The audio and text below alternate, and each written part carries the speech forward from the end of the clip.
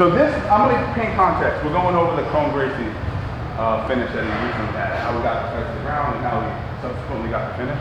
So this was just a way, we do a lot of Greco here, this was just a way for me to get to that.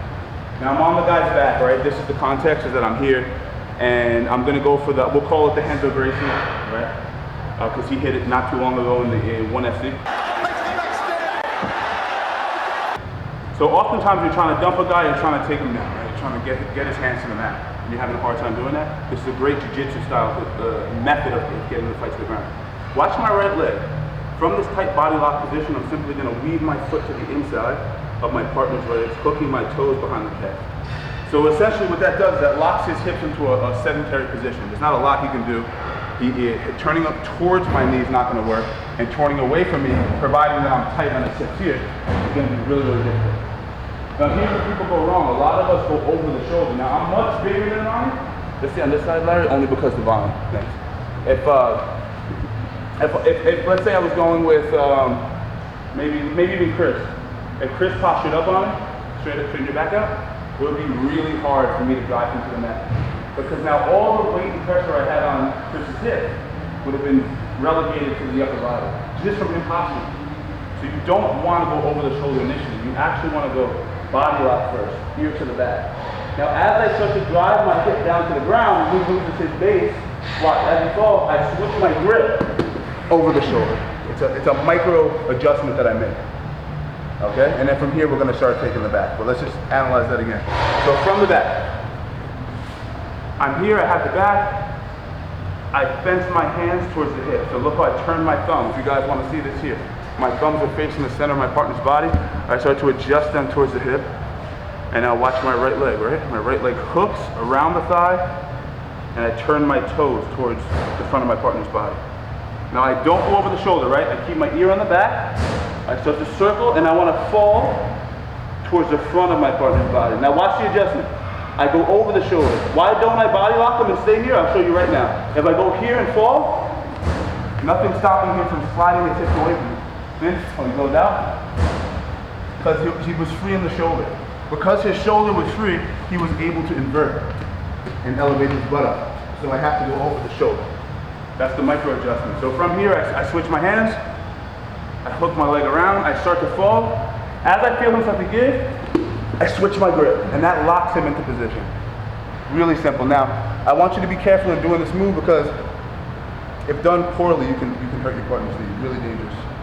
Just the action of you falling all your body weight in one direction can be dangerous. So just make that little adjustment. As you're falling down, you're going from here, and before your body hits the ground, you're coming over the shoulder and grabbing the seatbelt grip, grabbing your own fist.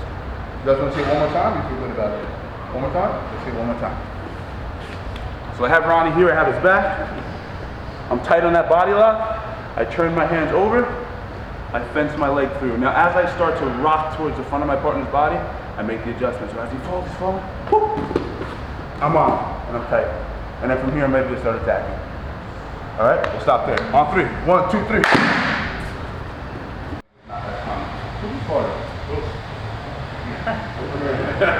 So I'm here, I have the body triangle. Now this happened specifically in the fight. I'm not saying that I would do this. I was just telling Chris, I wouldn't do this exactly how it happened, but this is a fight. Shit happens completely differently. You can't map out perfect results in a real fight. So I don't do this a lot, but I figured because Kron Gracie won. First round finish is what he's looking for. Right away. That's in. That's done. Kron Gracie looking to tighten up the choke here under the chin of Alex Caceres. That's it, guys. Caceres might go out before tapping. There's the... So I'm here, everything's the same, right? What do you do?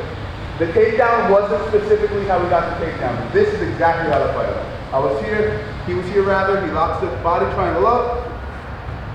Caceres throws his body to the other side, like this. See this? Now this is bad for me, right? He's on top of my figure four. So if Ronnie starts to push on my knee and elevate his hips up, he's gonna tap me out. It's an ankle lock. That won't work on Kron Gracie, obviously. He's just been ankle locked so many times. And in a fight, your adrenaline's going, that's not gonna be enough. So Caceres didn't even go for it. He was just worried about getting choked out. So the issue here for me as the attacker is that my left foot is caught underneath Ronnie's calf. You see this, guys? It's caught. So what Kron did was he started to attack the forehead and pull the forehead up. Now this wasn't a big threat because the arm is trapped. I thought it was more of a distraction to like get the guy thinking about the potential choke, just so that he can start to pull his foot out. See that? One more time. That's all psychology stuff. So he's here, he's playing here. It's not by the book, right? It's just like he pulls up and then he starts to slide the foot out. Now watch him lift the foot. He places the foot to the inside. That's what Caceres does, except over. And he just hooks his toes. Now who else does this? Who else in MMA does this position a lot? Chris should know this. Who's that? BJ does this position exactly, but who? Damian Maya does this a lot. You never notice he does a body triangle, and then he hooks the free leg through the calf. Very common. Really simple. I'm pulling up on the head. What do I do now? Right, I get my foot inside. I switch to a top side underhook. Limp arm out. Draw the thumb in. Now, obviously there was a little bit more of a fight for that choke, but that's the catch. I threw my arm around his neck. I grabbed the shoulder. Arm out. Wolverine. What's the next step? Come on. Say it out loud. Chin. The chin comes over the wrist, and you squeeze. Nice and tight. Now, can someone tell me why I bring the chin over the wrist? So we can't pull my hand down. Pull my hand. Close that hand free. Yep, starts to defend. Takes away from a lot of my leverage. So once I get that choke, Wolverine, I go to the back and try to grab my own shoulder. Chin over. Now reach. Can't find it. And then you squeeze. Okay. Go again. I have it in. I body triangle in. Again, this is specifically from the fight. He lands on this side, right? I have the underhook. Pull up on the forehead as a threat for the choke. Now, can I get the choke with my left arm under the armpit? No. I can't. No. It's trapped, right? I can't get it. But it was enough to distract Caceres so he can pull his foot out. And place it to the center, right? From this position, I go top side underhook. Wrestlers, inside wrist rod, very familiar, right? Ride that position, limp arm out. Space. I'm gonna close that gap immediately with my left arm, watch it. I shoot my thumb through, I get my shoulder underneath the neck, and I grab the trap. I go ear to ear, pull the arm out, Wolverine, grab my own shoulder, and hide my wrist, and squeeze for the finish. Anyone want to see it again, or? What are you doing if you don't do the line, the triangle, body triangle? It would be the same thing minus all the intricacies of the feet, so you would essentially just have your legs here. Okay. All right, got it? All right, on three. 1, 2, 3. Let's try it out.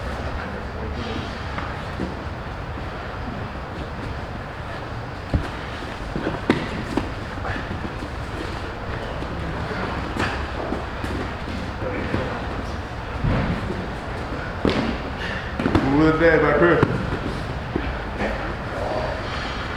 Once the camera comes on, man, you're in trouble.